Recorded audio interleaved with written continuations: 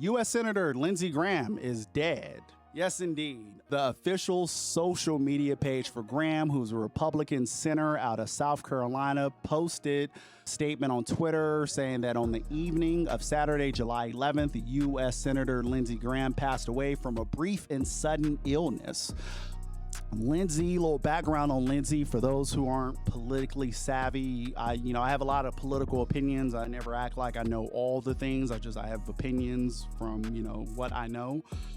But to always make sure that, my listeners are educated in what I'm talking about and, having, some background. Lindsay was sworn into the Senate in 2003. He's considered the Senate whisperer, and he's constantly in touch with President Trump. And Trump said on CNN on Sunday that he had spoke with Lindsay a few hours before his sudden death.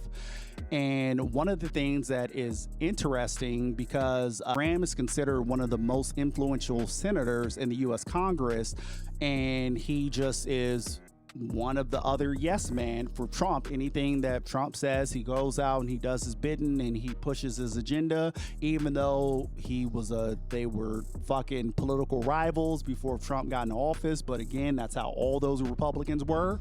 Any of us who were actively paying attention the first time that Trump was running for president, all those Republicans were like, yo, he's not a Republican. Yo, we don't fuck with him. We don't fuck with MAGA. We don't like none of that shit. We different. He shouldn't even be here. And then the second he blew up, they all just got on their knees to start sucking this man's dick. But I say all that to say that Lindsay, passed. And so I don't know the law that well, exactly how, all the inner workings of that works. But the senator position is a fairly important position, so that's part of the reason why you want to vote for these things and make sure that you get the right representation in these meetings and, all these things, because they could sway certain things to go in certain directions. And in his demise, they gave his sister the job. Yeah, 3 days after the sudden death of Lindsey Graham, his politically inexperienced sister, Darlene Graham Nordon, was sworn in last Tuesday to fill his vacant seat at the suggestion of United States President Donald Trump to inherit his office and powers. As I mentioned, Graham was one of the Senate's strongest advocates for Israel's genocidal war on Gaza. He was one of those people who, it's go U.S., it's go Israel, neck and neck, same thing. He's rocking with them.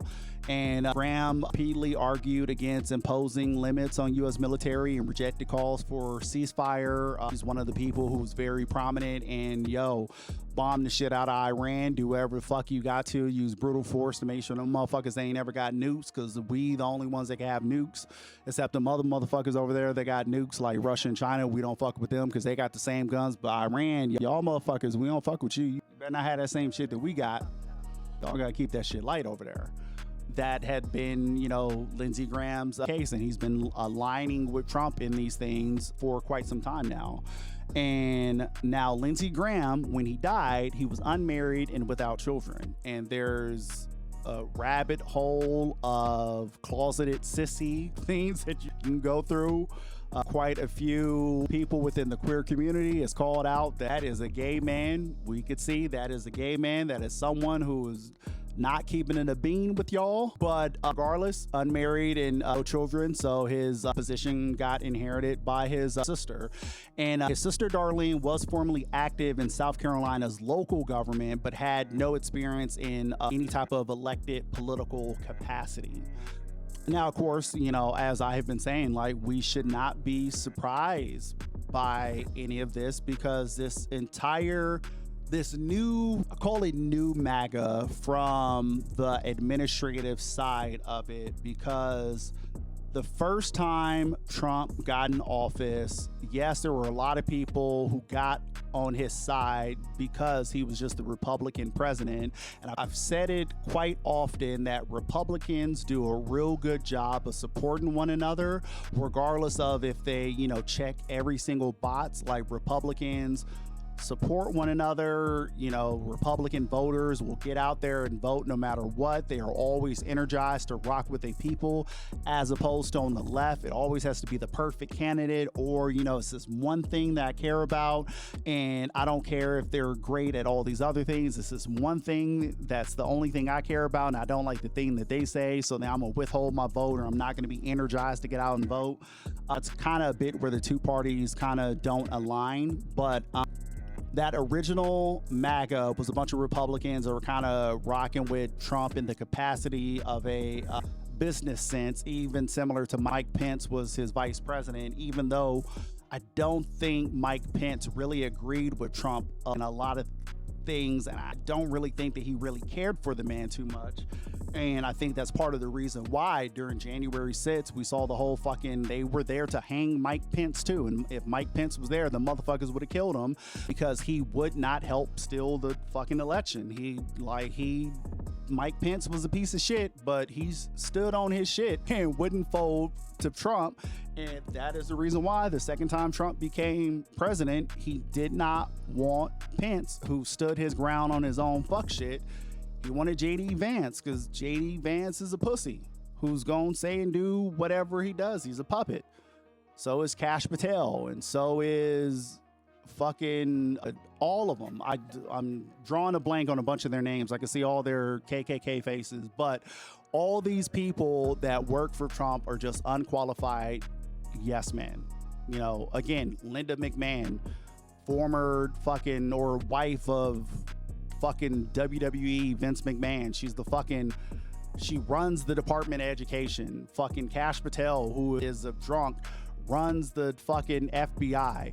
Pete Hegseth, who is an open white supremacist with white supremacist tattoos, a former fucking podcaster. He runs the Department War, whatever the fuck they call it now. These are all unqualified people who were put in positions to just say yes to Trump. So yes, I am not surprised that someone who is politically inexperienced, like Lindsey Graham's sister, is now in a position of power, because we don't need anyone educated. We need motherfuckers who are just going to repeat the shit that we tell them to repeat. And it's crazy, because I thought y'all hated DEI.